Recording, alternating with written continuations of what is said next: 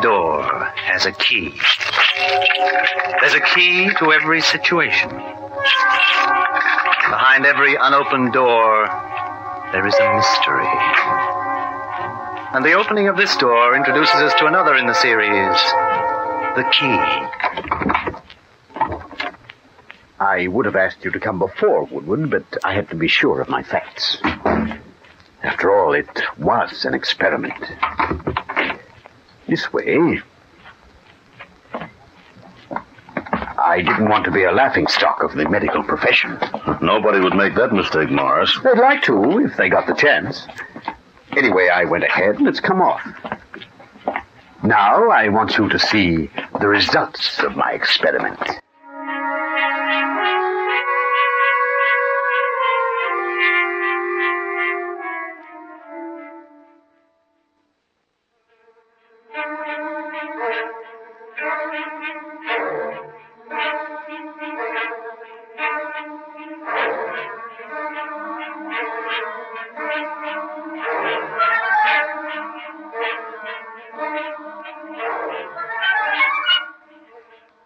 What exactly has happened, Morris? Difficult to explain. You know, some years ago they started treating nervous disorders by severing a certain nerve. I heard of it. It was, in fact, releasing the patient from the nervous tension set up when the fight between the conscious brain and the subconscious became too strong. Severing the nerve reduced contact, as it were. Mm-hmm. And that made people more tranquil, huh? Yes, it did. And from it I got this idea I've been working on. You're a politician, so I won't bore you with medical details, but what in fact I've been able to do is completely sever the conscious from the subconscious. Sounds drastic, Morris. Maybe, but fascinating. The possibilities, you know, are endless. Fancy a person freed from all subconscious fears, urges, and soul-searching. No, so? Well, that's never been measured, so I can't say whether he'd have a soul or not. Him? My patient. Well, look, Morris, I don't know what you've been up to, but is this all strictly legal? After all, you're a scientist, not a doctor. Fog the issue with legal and ethical strictures, and you'll never get anywhere. Don't observe them, and you'll land in jail. Don't worry, Woodward. What I've done is beyond the realm of petty regulations. Well, if I find you have broken any laws, Morris, I'll have to take action, whether they're petty or not. For you and your hidebound outlook. You wait till you see. Here we are. I brought Mr. Woodward along to see the fruits of our endeavors, Miss Seaward. How do you do, Mr. Woodward? Miss Seaward is my nurse, Woodward, and very patient and faithful, too. All scientific work is fascinating. Don't you find it so, Mr. Woodward? Well, I find my fascination tempered with horror, Miss Seward.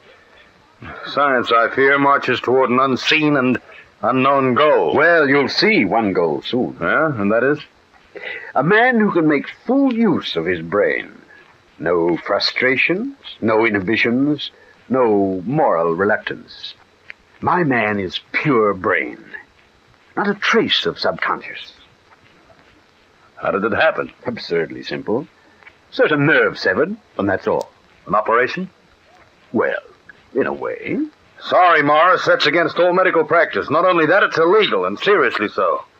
I'm sorry, I can't stay, and you'll be hearing from the authorities. I asked you here because I knew you'd be interested. I asked you because you're my friend. Maybe what I've done is illegal, but that doesn't prevent you meeting my patient. You can say, how do you do, and leave it at that. After all, nobody else but you knows anything about this.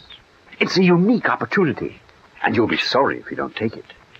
After you've seen him, you can have me arrested, if you like. One of the scientific achievements of the century, Mr. Woodward. An opportunity that won't occur again. So you'd better see him. I don't know I like this. Oh, all right. But I won't stay. And if what I see is obviously illegal, Morris, it'll only confirm my intention to do something about it. You're my friend. A politician can't afford to have friends who break the law. I quite understand that. Come in, Applevine. Turn the doorknob to the left and open the door. Come in, my boy, come in. I'd like you to meet Mr. Woodward, a very well-known politician. Hello. Hello. Shake Mr. Woodward's hand, Tom. Say, how do you do? How do you do, Mr. Woodward? There, that's over. As you can see, Woodward, Tom is exactly the same as anybody else. Well, I didn't know what to expect. He looks fine and healthy. What's so exceptional about him, Morris? This. How many people in this state, Tom? What's the population? 3,700,053. Allowing for the birth rate over the death rate, there are at this moment 3,700,056. In 5 minutes' time, it will drop to 54. But in 6 minutes, the number will be 58. Exact figures, Woodward. I told him that a fortnight ago. He remembers. Everything I tell him, he remembers exactly. No faltering, no hesitation or doubts. In fact, you see before you a mechanical brain that's infallible. Mechanical? Subconscious gone, no dreams. None of the millions of things harassing an ordinary man. But mechanical. Take away the unplumbed part of a man's brain and he is mechanical. Does what he's told, remembers everything you tell him. In fact, Woodward, you see before you the perfect voter. Morris, you've as good as murdered this young man. Look at him, look at his eyes.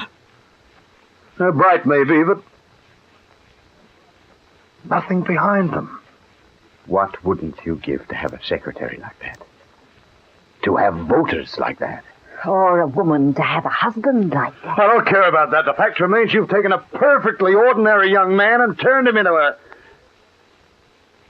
sort of monster. And suppose everybody in the world was like that. No wars, no revolutions, no governments crashing. Everybody doing exactly as they were told. That's ridiculous. But possible. I've never heard of such a thing. It's staring you in the face.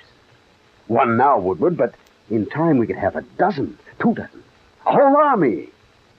1 or 2 people to lead them, of course. Say, you and me? Are you suggesting?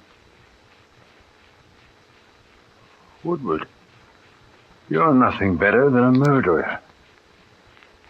Matter of fact, I think you're crazy. I'm leaving here. Here and now. I'm going to the police and I'm going to have you arrested. You'll have to leave here first, Woodward. I'd point out I've got an excellent police force, better than anything human. Mine can't be bribed or have doubts or take sides. Mine is mechanical. There he stands. I can say, kill this man, arrest him, and he'll do it. Whatever I wish. I know it must be a shock to you, Mr. Woodward, but I'm sure, given enough time to think, you'll come round to our point of view. I mean, 30 million voters solidly and unshakably behind you is something, isn't it? 30 million? The operation itself is very simple, nothing to it. A doctor could do dozens in a day. All it is an incision. Tom here could do hundreds. All I've got to do is show him how, and he'll go ahead till he drops. How? You can't line up 30 million people for an operation. You can operate on enough to control the country. We thought we could do it this way, through the doctors. You are crazy. Doctors, indeed. Doctors control the states. There's hardly anybody in the states who doesn't go to a doctor at least once a year.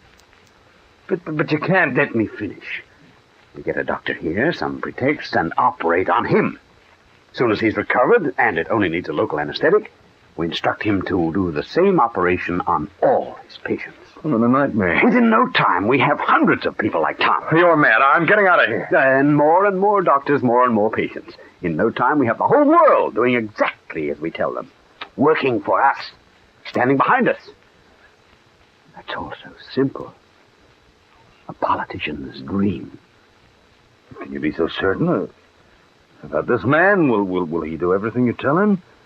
Exactly as you tell him? Exactly. Just close that door again, Miss Seward. Tom, walk through that door. Don't open it. Walk through it. I don't believe it. He can't. All right, Tom, stand where you are. Do you want any further proof?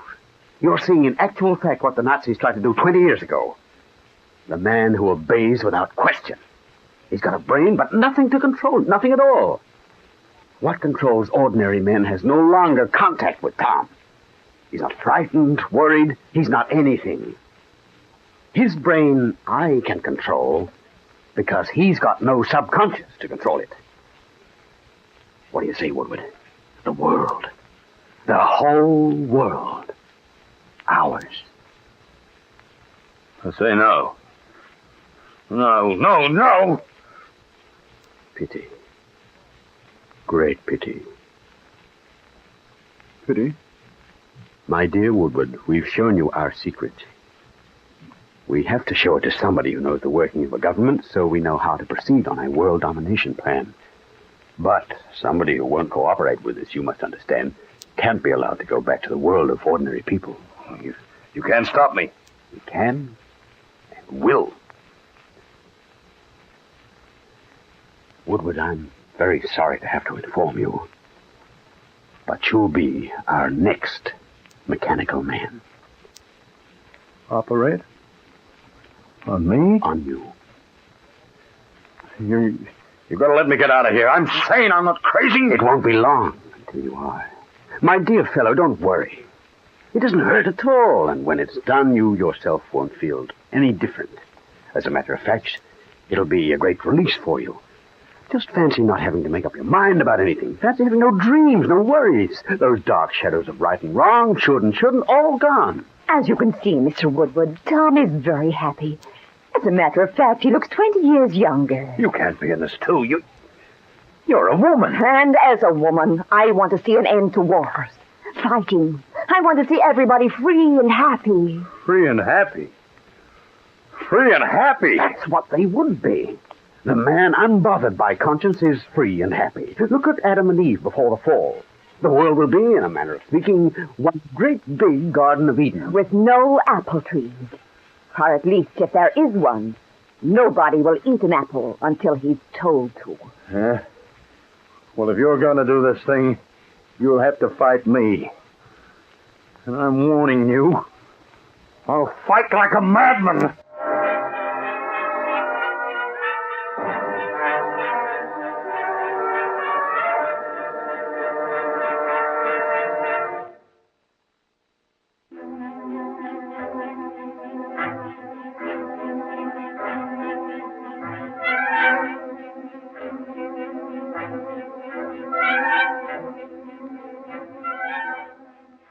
Come on, Mara. And I'm warning you, I'll slay you. Anybody laying their hands on me, I'm warning them, I'll wrap this chair around their necks. My dear Woodward, I wouldn't think of pitting myself against you. No. I have somebody much better.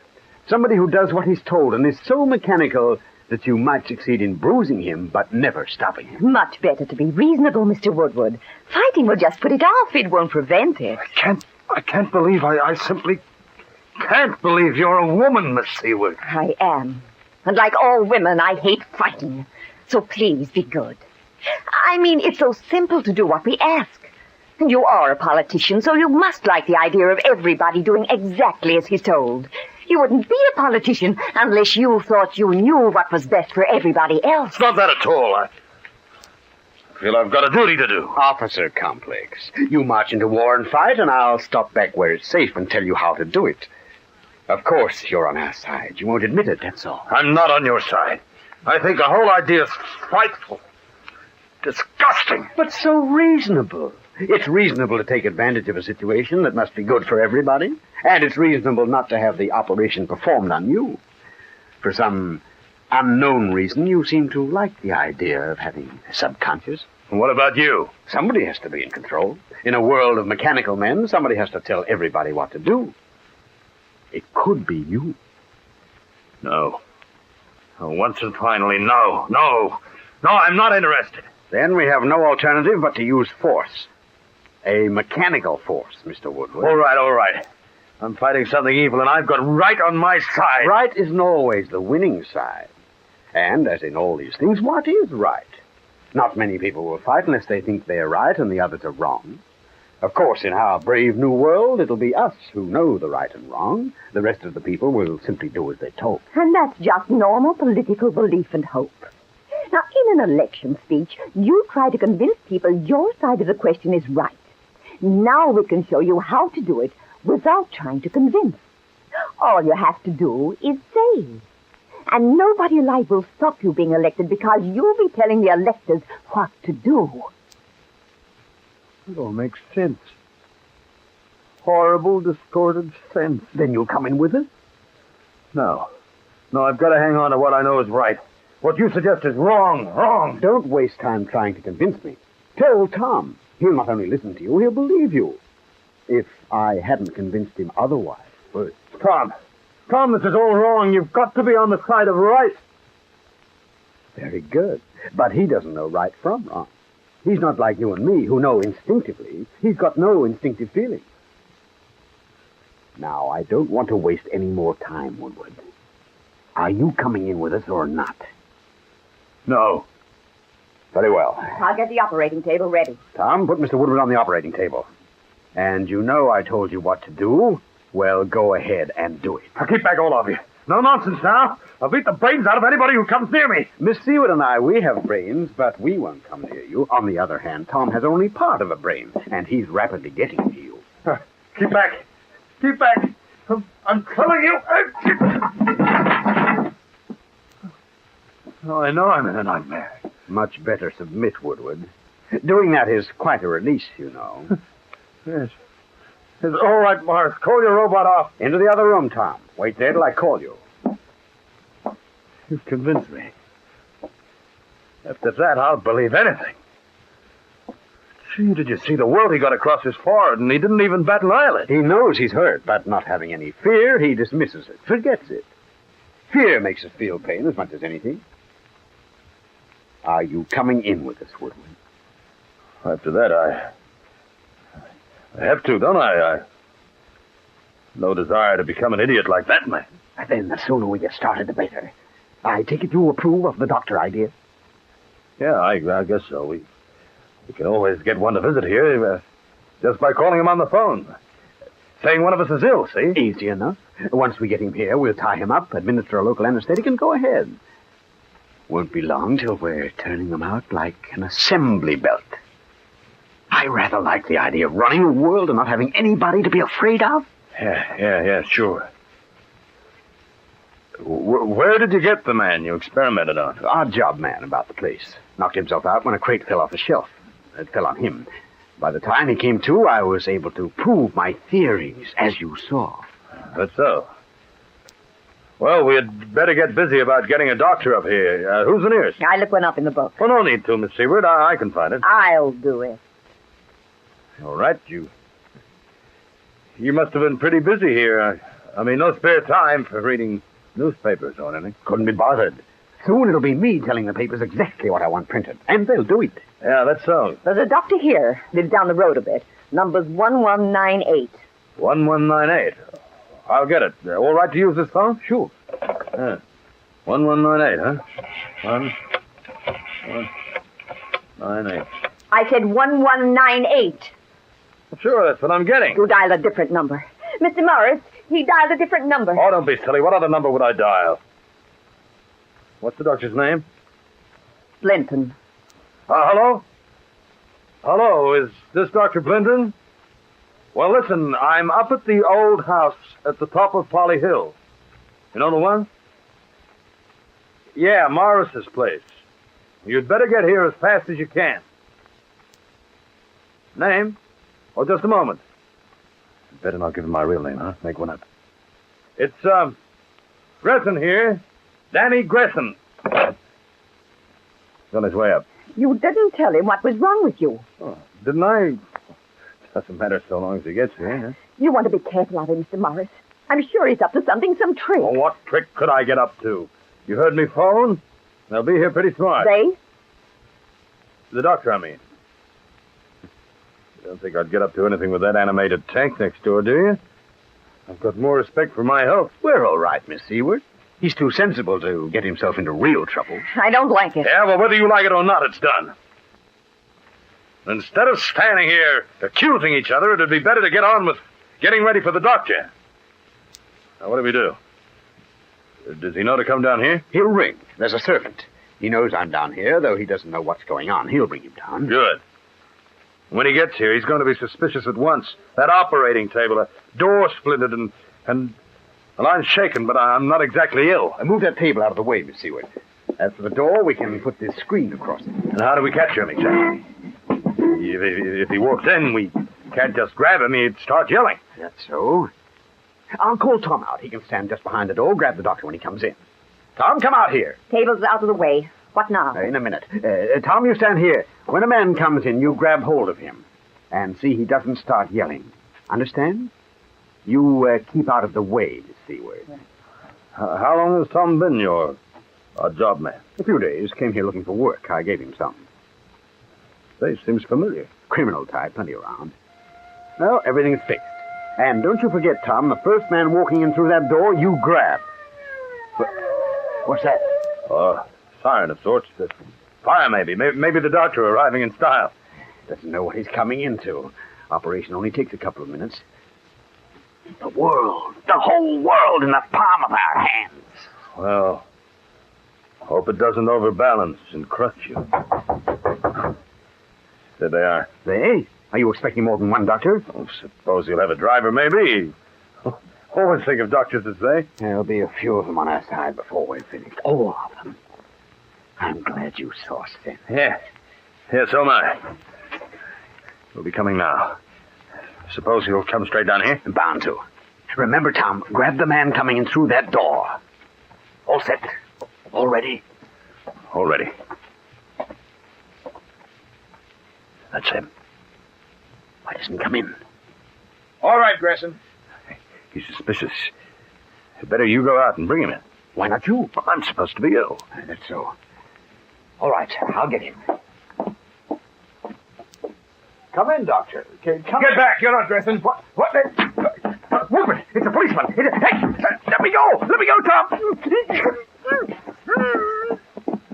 Okay, Gresson, I got you covered.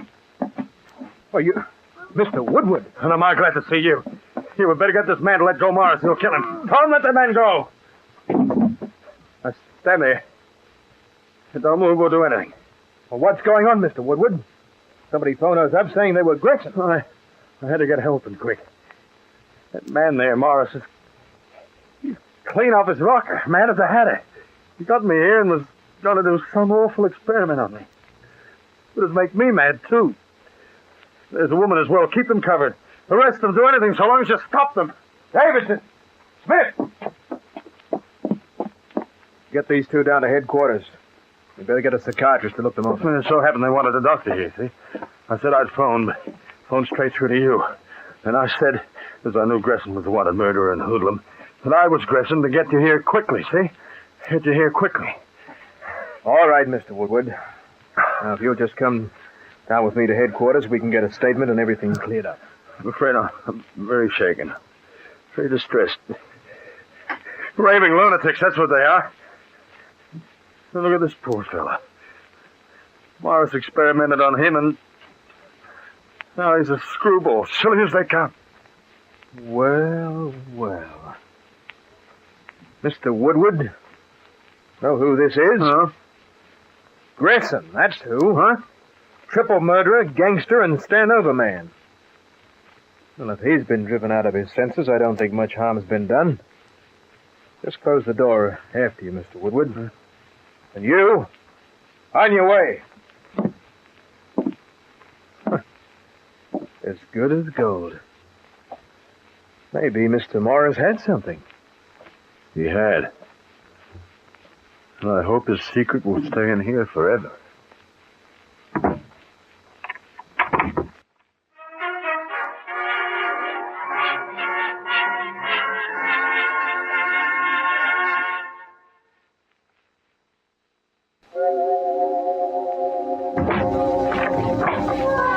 A closing door finishes a story. Next week, another key will open another door to another story. Mystery, romance, or adventure all start when a door is unlocked by the key.